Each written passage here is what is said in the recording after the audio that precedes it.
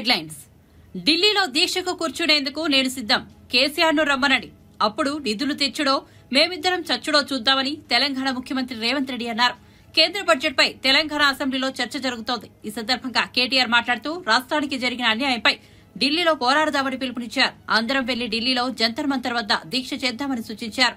తెలంగాణ నుంచి ఉన్న కేంద్ర మంత్రులు కూడా నిధులు తెస్తారో రాజీనామా చేస్తారో తేల్చుకోవాలన్నారు.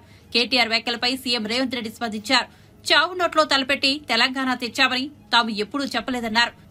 100 రూపాయలు పెట్టి కిరోసిన్ కొని 10 పైసలు పెట్టి అగ్గిపెట్టె కొనలేకపోయిన వారు ఉన్నారని విమర్శించారు. తాము ఎవరి సేవలపైన రాజకీయాలు చేయలేదన్నారు. ఆమరణ దీక్షకు మొత్తం మంత్రివర్గం కూర్చోండి సార్, మేము అండగా ఉంటాం, మేము చుట్టూ కూర్చుంటాం, సచ్చేదాకా కూర్చోమనండి, మేము అండగా ఉంటాం, కేంద్రంతో కొట్లాడదాం.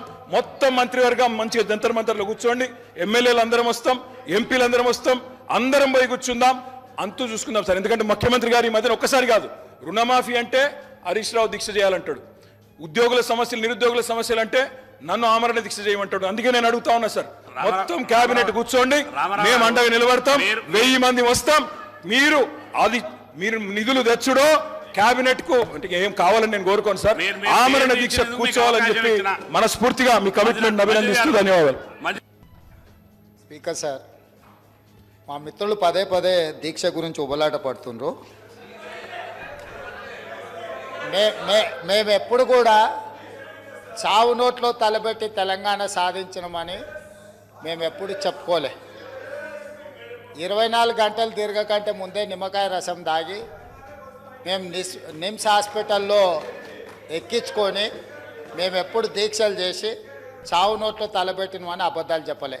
రెండవది, 100 రూపాయలు పెట్టి పెట్రోల్ కొనుక్కున్నాం కానీ 10 పైసలు పెట్టి అగ్గిపెట్టే కొనుక్కోక డ్రామా చేయడం ద్వారా శ్రీకాంతాచార్యని, ఓ ఈశాన్ రెడ్డిని, ఓ యాదయ్యను మేము బలి కొనలే. మేము ఎవరి శవాల ప్రాతిపదికనో ఎవరి ప్రాణాల ప్రాతిపదికనో మేము అధికారంలోకి రావాలని కోరుకోలేదు. కోల్పోయిన అధికారాన్ని మళ్ళీ ఇతర ప్రాణాలను బలిచ్చి కుర్చీలో కూర్చోవాలని అనుకోవడం లేదు. అయితే తెలంగాణ రాష్ట్ర విశాల ప్రయోజనాల దృష్ట్యా అక్కడ కల్వకుంట్ల తారక రామారావు గారు, ఇక్కడ తన్నీర్ హరీష్ రావు గారు దీక్ష గురించి ప్రతిపాదించారు. తప్పకుండా జంతర్ మంతర్లో చంద్రశేఖరరావు గారిని రమ్మనుండ్రి. చంద్రశేఖరరావు గారు, నేను ప్రతిపక్ష నాయకుడిగా చంద్రశేఖరరావు గారు, సభాపక్ష నాయకుడిగా నేను తెలంగాణకు నిధులు తెచ్చుడో అవసరమైతే సచ్చుడో తేలుద్దాం, మేం సిద్ధం, తారీఖు పెట్టండి, చంద్రశేఖరరావుని తీసుకొని రండి.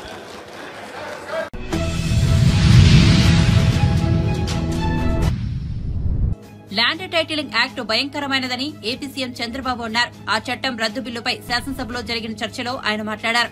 గత ప్రభుత్వం ఏమాత్రం ఆలోచించకుండా ఈ చట్టాన్ని తీసుకొచ్చిందని ఆగ్రహం వ్యక్తం చేశారు. దీంతో భూ యజమానులకు చాలా సమస్యలు వచ్చాయన్నారు.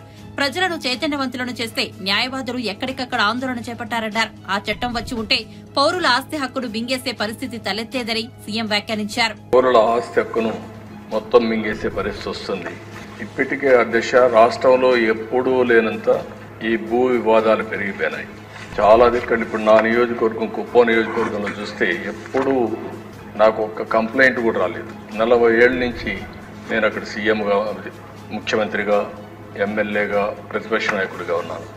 ఈ 5 ఏళ్లలో జరిగిన అవకతవకలు ఆ నియోజకవర్గంలో ఎక్కువ కంప్లైంట్లు వచ్చేది భూ వివాదాలపైన వచ్చాయి. నేను చిన్న చిన్న మీటింగ్లు పెట్టుకొని మాట్లాడేటప్పుడు ఏదైతే 22A ఎవరైనా భూమి ఉంటే దాని పక్కన 22A అని వేసేస్తే అది ప్రభుత్వ భూమి అయిపోతుంది. అక్కడి నుంచి ఎవరైతే సెటిల్మెంట్ చేసుకోవాలనుకుంటారో వీళ్ళందరూ రావడం, నెగోషియేషన్స్ మొదలు పెడతారు. లేకపోతే ఇది గవర్నమెంట్ భూమి అవుతుంది. మనం కానీ ఒప్పుకుంటే, వాళ్ళు ఒప్పుకుంటే దాన్ని ఆటోమేటిక్గా మళ్ళీ ప్రైవేట్ భూమి కింద 22A తీసేసి మళ్ళా ప్రైవేట్ భూమి కింద సెటిల్మెంట్ చేసుకునే పరిస్థితికి వచ్చారు. అధ్యక్ష, టెక్నాలజీ కూడా చాలా ప్రమాదం. నేరస్తుల దగ్గర టెక్నాలజీ ఉంటే మొత్తం మార్చేయడం, రికార్డులు మార్చడం చాలా ఈజీగా అయిపోయే పరిస్థితి వస్తుంది. ఇప్పుడు దానికి తోడు మీరు చూస్తే అధ్యక్ష, ఇటీవల కాలంలో ఇవన్నీ కూడా సెంటిమెంట్స్ ఉంటాయి. భూమి అనేది తరతరాలుగా వారసత్వ ప్రకారం వస్తుంది. మా తాత, మా ముత్తాత ఇచ్చిన భూములు ఇప్పుడు కూడా మాకు వస్తూ ఉంటాయి ఆ కుటుంబానికి. అలాంటి భూమిలో పట్టాదారు పాస్ పుస్తకాలు ఇవ్వడం ఆనవాయితీగా పెట్టుకుంటాం. రాజముద్రేస్తాం, అంటే ప్రభుత్వ ముద్రేసిస్తాం. అలాంటిది ముఖ్యమంత్రి ఫోటో వేసుకొని పట్టాదారు పాస్ పుస్తకాలు ఇవ్వడం, అంటే సెంటిమెంట్స్తో ఆడుకోవడం, ఇది ఎక్కడ చూడలేదు దేశం, ఎవ్వరూ చేయలేదు ఇంతవరకు కూడా. అలాంటివి చేశారు. అప్పటికే ప్రజల్లో చాలా కోపం ఉంది, ఆవేదన ఉంది, ఆవేశం ఉంది, ఏమీ చేయలేని పరిస్థితిలో ఉన్నారు. అయితే ఇటీవల భూ సర్వే కూడా అన్నారు. ఈ భూ సర్వే కూడా దిశ మొత్తం సెటిల్మెంట్ చేస్తామనే ఉద్దేశంతో చేసి డబ్బులైతే ఖర్చు పెట్టి ఎక్కడికక్కడ వివాదాలు పెంచారు, కానీ ఎక్కడ వివాదాలు తగ్గించే పరిస్థితి లేదు. దాని పేరు కూడా నేను చాలా స్పష్టంగా చెప్పాను. హోల్డ్ చేశాం, స్టే చేశాం, ఇవన్నీ క్షుణ్ణంగా స్టడీ చేసిన తర్వాతనే చేస్తామని చాలా స్పష్టంగా హామీ ఇచ్చాం.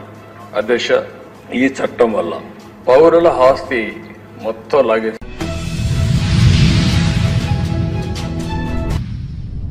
ఏపీలో శాంతి భద్రతలు పూర్తిగా క్షీణించాయని వైసీపీ అధినేత వైఎస్ జగన్మోహన్ రెడ్డి ఆరోపించారు. ఏపీ ప్రభుత్వానికి వ్యతిరేకంగా ఢిల్లీలోని జంతర్ మంతర్లో దీక్ష చేపట్టిన జగన్ మీడియాతో మాట్లాడుతూ ఏపీలో శాంతి భద్రతలు పూర్తిగా క్షీణించాయని పేర్కొన్నారు. 45 రోజుల్లోనే 30కి పైగా హత్యలు జరిగాయని ఆరోపించారు. దాడుల భయంతో దాదాపు 300 మంది వలస వెళ్లిపోయారని తెలిపారు. ప్రైవేట్ ఆస్తులను యథేచ్ఛగా ధ్వంసం చేస్తున్నారని మండిపడ్డారు. ఇప్పటికే 560 మంది ప్రైవేట్ వ్యక్తులు ఆస్తులు ధ్వంసమయ్యాయని ఆవేదన వ్యక్తం చేశారు. అసలు రాష్ట్రంలో ప్రజాస్వామ్యం ఉందా లేదా అని ప్రశ్నించారు. చంద్రబాబు కుమారుడు లోకేష్ రెడ్ బుక్ పట్టుకున్న ఫోటోలతో కూడా హోర్డింగ్లు రాష్ట్ర వ్యాప్తంగా ఏర్పాటు చేశారని తెలిపారు. ఇది ఎలాంటి సందేశాన్ని పంపుతోందని పేర్కొన్నారు. రాష్ట్రంలో రెడ్ బుక్ రాజ్యాంగం అమలవుతోందని విమర్శించారు. దాడులు చేస్తున్నా, చంపుతున్నా, ఆస్తులు ధ్వంసం చేస్తున్న వారిపై ఇప్పటి వరకు ఎలాంటి చర్యలు తీసుకోలేదని పేర్కొన్నారు.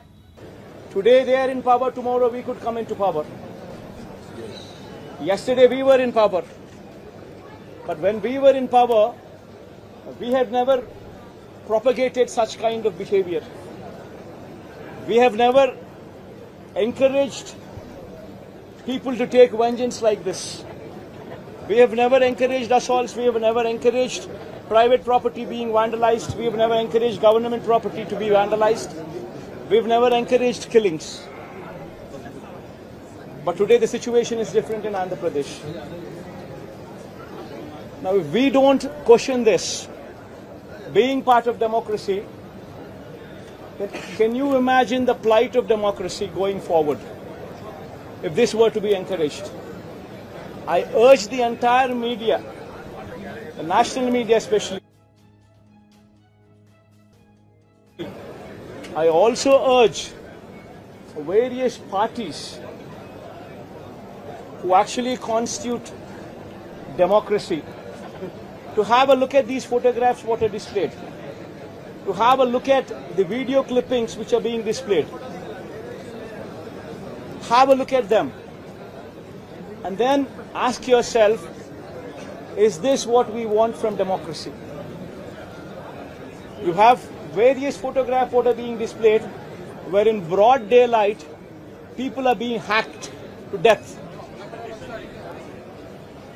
where you have photographs and video clippings displayed where you would find a corporator running for his life stabbed multiple times, where you would have various photographs and video clippings displayed where you would have an MP, a member of parliament, touring his own constituency, visits a house of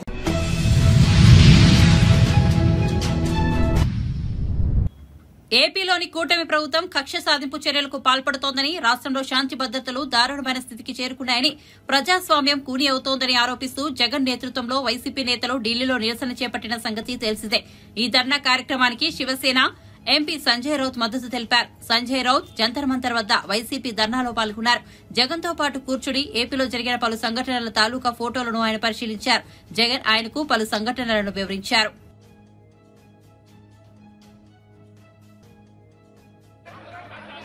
hello hello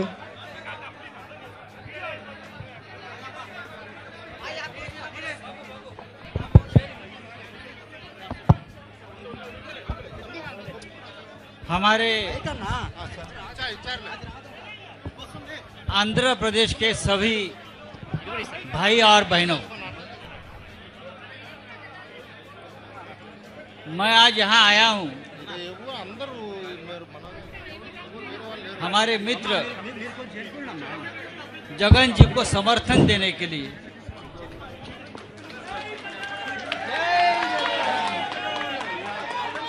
और महाराष्ट्र से शिवसेना प्रमुख उद्धव ठाकरे जी ने मुझे खास कहा है, चाहे political party का कार्यकर्ता कोई भी हो, सरकार आती है, सरकारें चली जाती है, लेकिन जिस तरह से मैं ये चित्र देख रहा हूँ आंध्र प्रदेश में, सिर्फ 40 दिनों में पूरे आंध्र प्रदेश में खून की नदियां बह रही हैं। ये पॉलिटिकल रिवेंज की जो भाषा और एक्शन है, ये देश के लिए खतरा है। अगर इस देश में गृह मंत्री है, गृह मंत्रालय है दिल्ली में, तो स्पेशल टीम आंध्र प्रदेश में भेजकर जो ब्रूटल अटैक कार्यकर्ताओं के ऊपर हुए हैं, उनकी इंडिपेंडेंट इंक्वायरी होनी चाहिए। और ये सिचुएशन ऐसी है जो मैं देख रहा हूं, ये सरकार को एक दिन भी सत्ता पे रहने का अधिकार नहीं है। आंध्र प्रदेश में कोई कानून व्यवस्था नहीं है। अब हमारी जितनी ताकत है, हम आपका आवाज उठाते रहेंगे और जगन जी के साथ रहेंगे। Thank you very much.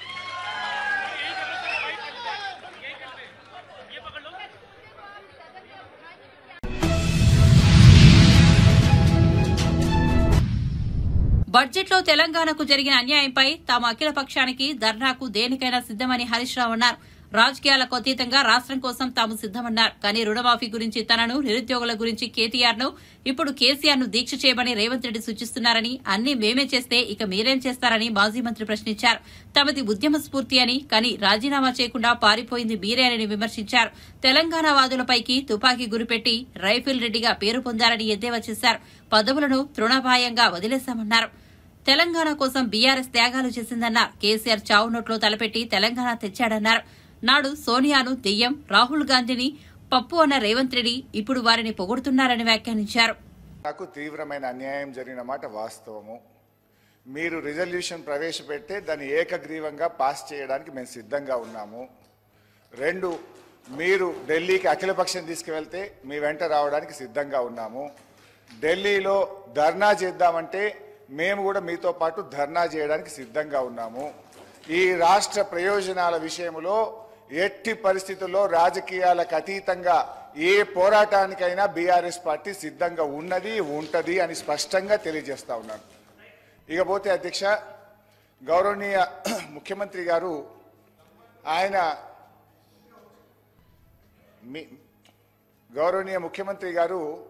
ఆ మధ్య మాట్లాడుతూ రుణమాఫీ గురించి హరీష్ రావు దీక్ష చేయాలన్నాడు, నిరుద్యోగుల గురించి కేటీఆర్ దీక్ష చేయాలన్నాడు.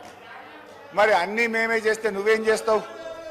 ఈ రాష్ట్ర సభా నాయకుడిగా ఎందుకంటే నన్ను వ్యక్తిగతంగా అన్నారు అధ్యక్ష, ఈరోజు నీకు అగ్గిపెట్టె దొరకలేదా అంటున్నాడు. మాది ఉద్యమ స్ఫూర్తి.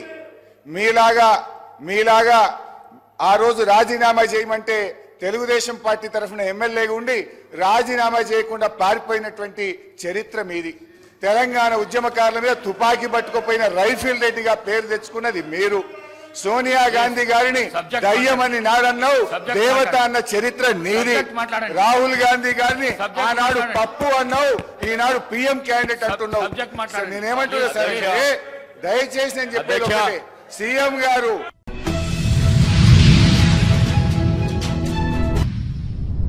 పలు రాష్ట్రాలకు సరిహద్దుగా ఏపీ ఉన్నందున రాష్ట్రంలో మద్యపాన నిషేధం చాలా కష్టమైన విషయమని డిప్యూటీ సీఎం పవన్ కళ్యాణ్ చెప్పారు. మద్యానికి బానిసలైన వారి కోసం డీ అడిక్షన్ కేంద్రాలు ఏర్పాటు చేయాలని సూచించారు. గత ప్రభుత్వ మద్యం విధానంపై విపక్ష నేతలు సమాధానం చెప్పాల్సి ఉందన్నారు. విపక్ష నేతలు జవాబు ఇవ్వకుండా తప్పించుకుని పారిపోయారని ఎద్దేవా చేశారు. గత ప్రభుత్వ మద్యం విధానంపై వారిని జవాబుదారీ చేయాలని కోరారు. డిజార్డర్ వచ్చేస్తుంది అనేది తర్వాత దీంట్లో తేలింది అధ్యక్ష. అంటే ప్రజలకు కావాల్సిన డబ్బు, ప్రజలకి రావాల్సిన డబ్బు, ఇవన్నీ కూడా ఎక్కడికి వెళ్ళిపోయినాయి? నిన్న ప్రధానమంత్రి గారు మనకి కేంద్రం బడ్జెట్లో మనకు 15,000 కోట్లు ఇవ్వగానే ఇందాక గౌరవ ముఖ్యమంత్రి గారు చెప్పినట్టుగా మనం అందరం చాలా ఆనందపడ్డాం. అంటే దీంట్లోనే నిజంగా ఈ 15,000 చిల్లర కోట్లు మనకు వచ్చిందంటే అసలు క్యాపిటల్కి ఇబ్బంది కూడా ఉండేది కాదు. పోలవరం చాలా వరకు అయిపోయింది. ఒక చిన్నపాటి ఉద్యోగి తప్పు చేస్తే 20,000 రూపాయలు లంచం తీసుకున్నాడని చెప్పి లంచం తీసుకున్నందుకు ఏసీబీ ఎంక్వైరీ ఉంది, లేదంటే డిపార్ట్మెంటల్ ఎంక్వైరీ ఉంది.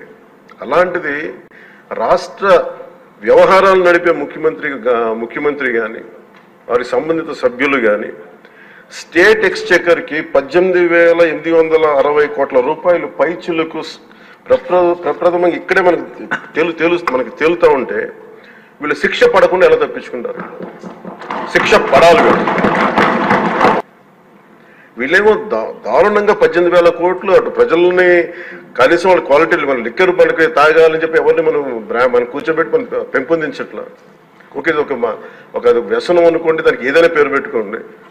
ముఖ్యంగా మనకి మద్యపాన నిషేధం అనేది చాలా చాలా కష్టమైన విషయం, ముఖ్యంగా ఆంధ్రప్రదేశ్.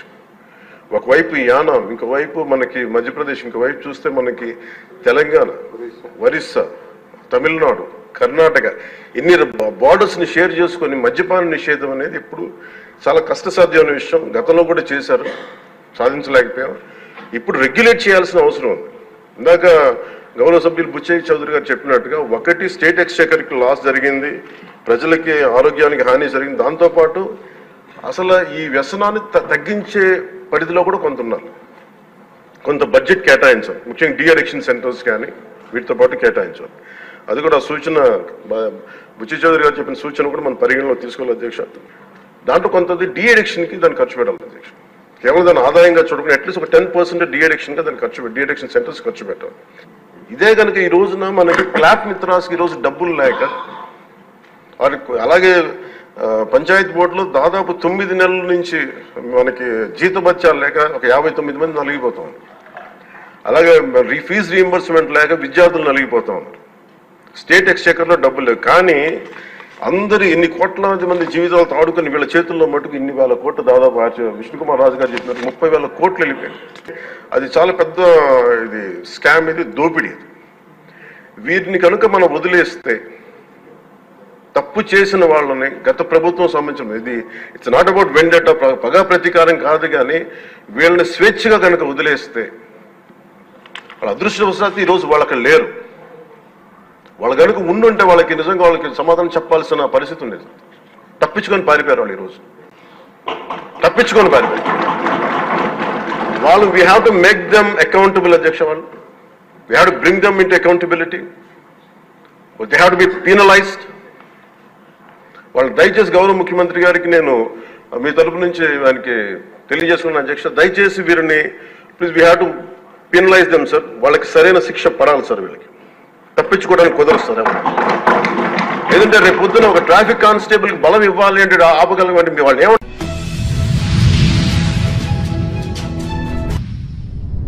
మాజీ మంత్రి హరీష్ రావును ఆదిలాబాద్ తీసుకెళ్లి తండాలను చూపిస్తామని, అప్పుడు అక్కడి సమస్యలు ఆయనకు అర్థమవుతాయని సీఎం రేవంత్ రెడ్డి ఎద్దేవా చేశారు.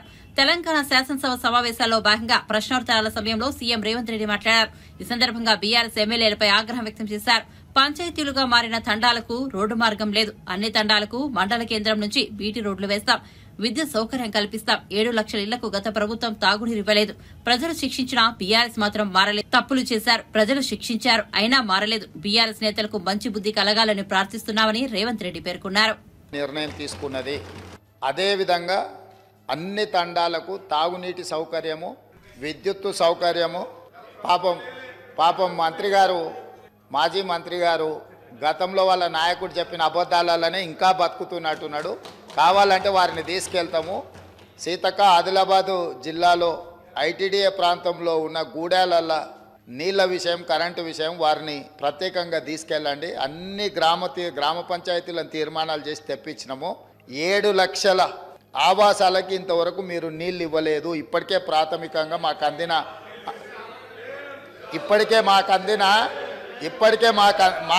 అందిన సమాచారము.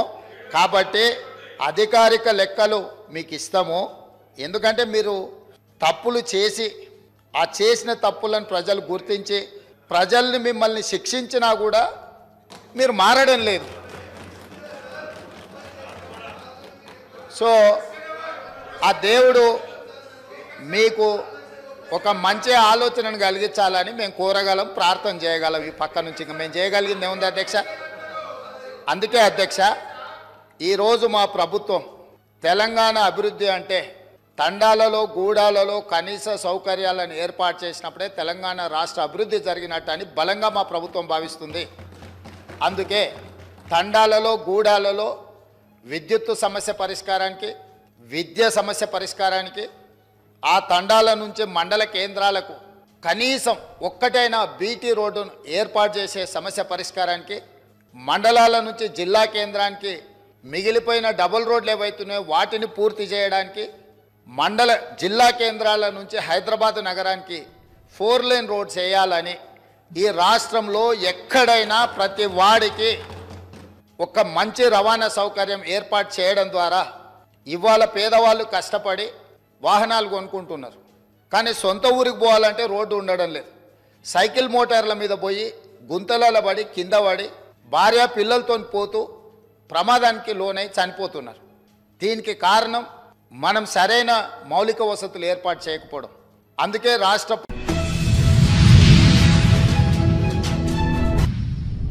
తల్లికి వందనం పథకానికి విధి విధానాలను రూపొందిస్తున్నామని ఏపీ విద్యాశాఖ మంత్రి నారా లోకేష్ తెలిపారు. శాసన మండలిలో సభ్యులు అడిగిన పలు ప్రశ్నలకు ఆయన సమాధానమిచ్చారు. ఎంతమంది పిల్లలు ఉన్నా అందరికీ తల్లికి వందనం ఇస్తామని స్పష్టం చేశారు. ప్రభుత్వ, ప్రైవేటు బడుల విద్యార్థులందరికీ పథకాన్ని వర్తింపజేస్తామన్నారు. గత ప్రభుత్వ వైఫల్యంతో ప్రభుత్వ పాఠశాలల్లో 72,000 మంది విద్యార్థులు తగ్గారని చెప్పారు. ఇతర రాష్ట్రాల్లోని మంచి విధానాలపై అధ్యయనం చేస్తామని తెలిపారు. వచ్చే విద్యా సంవత్సరం నుంచి విద్యాశాఖలో మంచి విధానాలను అమలు చేస్తామన్నారు. వాళ్ళు ఎలిజిబుల్ అనేది 5,000 కన్నా తక్కువ వస్తే ఎలిజిబుల్ అన్నారు. అట్లా మళ్ళీ దాన్ని మార్చారు. భూమి కూడా అది కూడా మార్చారు. దాని తర్వాత ఎలక్ట్రిసిటీ కన్జంప్షన్ విషయంలో కూడా కొన్ని నుసుకలు జరిగినాయి. ఇంతేకాకుండా పాదయాత్రలో కూడా నేను అనేక మందిని కలిసినప్పుడు వాళ్ళు చాలా స్పష్టంగా, మేము ఇప్పుడు అప్పు చేసి ఒక 4 వీలర్ 4th హ్యాండ్ బండి కొన్నాం అంటే 30,000 రూపాయలు 40,000 రూపాయలు పెట్టి ఒక స్కార్పియో కొనుక్కున్నాం. ఇమీడియట్గా తీసుకున్న వెంటనే మా తెల్ల కార్డు పోయింది, దానివల్ల మాకు రావాల్సిన సంక్షేమ కార్యక్రమాలన్నీ పోయినాయని వాళ్ళు నాకు చెప్తాం కూడా జరిగింది. ఇది కూడా మేము డిస్కస్ చేస్తున్నాం. ఎందుకంటే గ్రామ సచివాలయ, వార్డు సచివాలయాలు స్వామి గారి కింద ఉంది, మళ్ళీ ఆర్టీజీ నా కింద ఉంది. మీ ఇద్దరం కూర్చుని డేటాని కూడా ప్యూరిఫై చేయాలి, పకడ్బందీగా ఇది అమలు చేయాలనేది లక్ష్యంతో మేము చేస్తున్నాం అధ్యక్ష. సో మీకు ఎలాంటి సందేహంలో అవసరం లేదు. అర్హులు ఎంతమంది ఉన్నా ఇవ్వాలనేదే ఎన్డీఏ ప్రభుత్వం లక్ష్యం. అది మేము సాధిస్తాం. రెండోది, ఇది బోర్డు ప్రభుత్వం, ప్రైవేట్ పాఠశాలలకు వెళ్ళే విద్యార్థులకి వర్తిస్తుంది. ఇంకో పక్కన పెద్దలు అన్నట్టు అధ్యక్ష 2019 నుంచి 24తో పోల్చితే ప్రభుత్వ పాఠశాలలో సుమారుగా 72,000 మంది విద్యార్థులు తగ్గారు అధ్యక్ష. ఇది కూడా మేము చర్చిస్తున్నాం. ఎందుకంటే నాడు నేడు కార్యక్రమం ద్వారా వేలాది కోట్ల రూపాయలు ఖర్చు పెట్టిన విషయం వాస్తవం. కానీ ఎందుకు విద్యార్థులు తగ్గారు? గత ప్రభుత్వం సిబిఎస్ఈ తీసుకొచ్చింది. సిబిఎస్ఈ మళ్ళీ బోర్డు ఎగ్జామ్స్ అని పెట్టారు. తర్వాత ఐబీ గురించి ప్రస్తావించారు. టోఫుల్ గురించి కూడా ఒక ప్రశ్న ఉంది, దాని గురించి కూడా మాట్లాడతారు. కానీ నిర్ణయాలు తీసుకున్నప్పుడు, విద్యా రంగంలో నిర్ణయాలు తీసుకున్నప్పుడు చర్చించాల్సిన అవసరం ఉంది. యూనియన్లతో మాట్లాడాలి, ఉపాధ్యాయులతో మాట్లాడాలి, అందరినీ కూర్చోబెట్టి ఆమోద్యమైన పరిష్కారం వెతకాల్సిన అవసరం ఉంది అధ్యక్ష. రాబోయే సంవత్సరం ఏం చేయబోతున్నాం, రోడ్ మ్యాప్ వేద్దాం, అందరితో చర్చిద్దాం, సంఘాలు అందరినీ కూర్చోబెడదాం, మాట్లాడదాం, వచ్చే సంవత్సరం నుంచి అమలు చేద్దాం. నాకు నచ్చింది కనుక ఇది ఇద్దాం, నాకు నచ్చలేదు కనుక ఇది తీసేద్దాం అనేది కరెక్ట్ కాదు. చర్చించిన తర్వాత నేను నిర్ణయం తీసుకుందాం అనేది ఒక లక్ష్యంగా మేము పెట్టుకున్నాం. పెద్దలు వెంకటేశ్వర గారు అన్నట్టు వాస్తవం, ప్రభుత్వ పాఠశాలలో అడ్మిషన్స్ తగ్గుతున్నాయి అంటే ఎలాంటి సందేహం లేదు. ఒక పక్కన ఎన్డీఏ ప్రభుత్వం రిక్రూట్మెంట్ కూడా చేస్తుంది. మీరు చూసారు, దాదాపు 16,000 మంది ఉపాధ్యాయుల రిక్రూట్మెంట్కి మేము తొలి అడిగేసాం. అది మేము నెక్స్ట్ అకాడమిక్ ఇయర్కి మేము పూర్తి చేస్తాం. కానీ ఇంకో పక్కన చూస్తే దాదాపు 11,000 పాఠశాలలో 10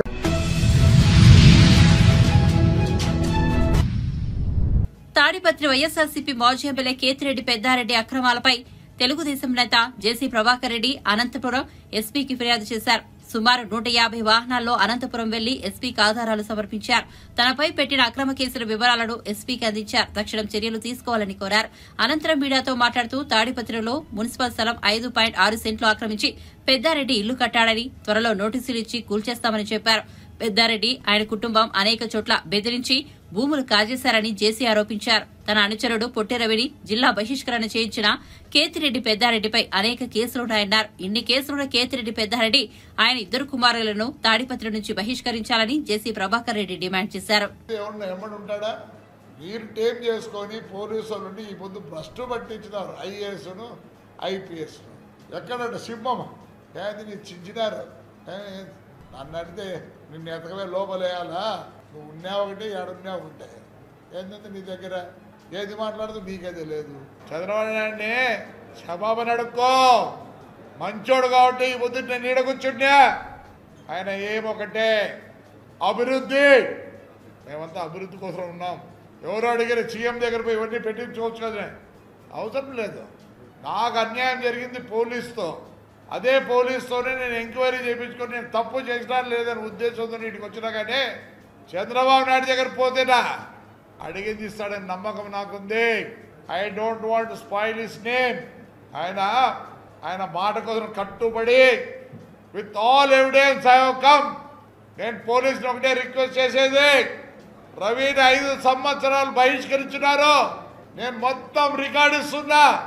ముందు వాళ్ళని బహిష్కరించి సీతారాంని, ప్రసాదరావుని, పేర్ని నాని, సద్దల వీళ్ళ మీద కూడా ఎంక్వైరీ చేసి నేను తప్పు చేసింటే వదిలిపెట్టండి, లేని పక్షంలో కేసులు పెట్టాల్సిందే, ఎఫ్ఐఆర్ పుట్టాల్సిందే.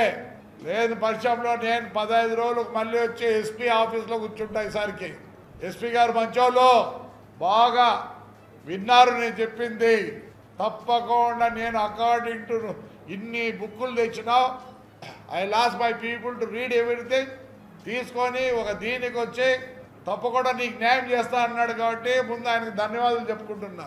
నేను, నా కుమారుడు, నా భార్య, నా కోడలు అందరూ సఫర్ అయినాం. వాళ్ళు బయట తిరగాలంటే కూడా నామూషి పడుతున్నారు.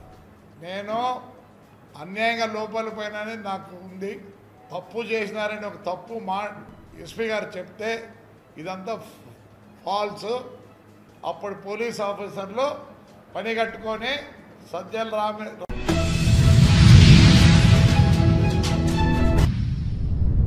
కేవలం రాజకీయ కారణాలతో జగన్ ప్రభుత్వం ఎన్టీఆర్ ఆరోగ్య వర్సిటీ పేరును మార్చిందని ఆరోగ్య శాఖ మంత్రి సత్యకుమార్ యాదవ్ మండిపడ్డారు. హెల్త్ యూనివర్సిటీకి ఎన్టీఆర్ పేరును పునరుద్దరిస్తూ మంత్రి సత్యకుమార్ ప్రవేశపెట్టిన సవరణ బిల్లుకు అసెంబ్లీ ఏకగ్రీవంగా ఆమోదం తెలిపింది. పేరు మార్పు వల్ల అనేక వర్సిటీల్లో అడ్మిషన్లు, విదేశాల్లో ఉన్నత విద్యకు వెళ్తున్న విద్యార్థులు తీవ్రంగా ఇబ్బంది పడ్డారని ఆవేదన వ్యక్తం చేశారు. పేరు పెడితే సముచితంగా ఉంటుందని నాటి ప్రభుత్వం 1998లో ఒక యాక్ట్ అమెండ్మెంట్ తీసుకొచ్చి దాన్ని ఎన్టీఆర్ హెల్త్ యూనివర్సిటీగా మార్చడం జరిగింది అధ్యక్ష. తదనంతరం 2006లో డాక్టర్ వైఎస్ రాజశేఖర రెడ్డి గారు ముఖ్యమంత్రిగా ఉన్నప్పుడు దాన్ని మరొక సవరణ చేసి doctor NTR university of health సైన్సెస్గా మార్చడం జరిగింది అధ్యక్ష.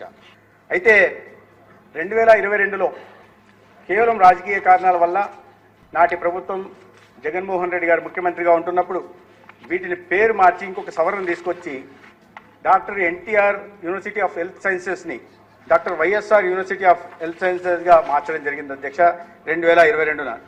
దాని తర్వాత 2022 అకాడమిక్ ఇయర్లో 16,297 మంది విద్యార్థులు బయటకు వస్తే కోర్సు పూర్తి చేసుకొని 2023లో 14,848 విద్యార్థులు పూర్తి చేసుకొని వచ్చారు. ఈ క్రమంలో అనేక మంది విద్యార్థులు, ఈ బయటకు వచ్చిన విద్యార్థులందరూ కూడా తీవ్ర ఇబ్బందులు పడ్డారు అధ్యక్ష. ఎందుకంటే ఈ పేరు మార్పు వల్ల అనేక యూనివర్సిటీల్లో అడ్మిషన్స్కి ఇబ్బందులు వచ్చాయి.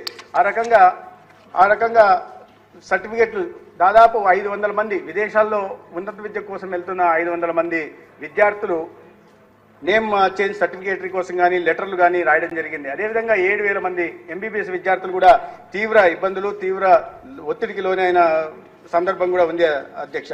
ఇవన్నీ కాక కన్ఫ్యూజన్ కూడా క్రియేట్ అయింది. అక్కడ సిబ్బందిలో కానీ ఇతర యూనివర్సిటీల్లో కానీ కన్ఫ్యూజన్ కావడం, అనేక అనుమానాలు రేకెత్తించబడి కూడా అసలు ఈ సర్టిఫికేట్ దొంగ సర్టిఫికేటా, ఒరిజినల్ సర్టిఫికేటా అని అనుమానాస్పదంగా విదేశాల్లో అడ్మిషన్ కోసం వెళ్ళిన విద్యార్థులను చూసే పరిస్థితి కూడా ఈ పేరు మార్పు కారణంగా కలిగింది అధ్యక్ష. దాంతో విద్యార్థుల తల్లిదండ్రులు కూడా తీవ్రమైన ఒత్తిడికి లోనయ్యారు. విద్యార్థుల్లో తీవ్రమైన వ్యతిరేకత కూడా దీని కారణంగా జరిగింది.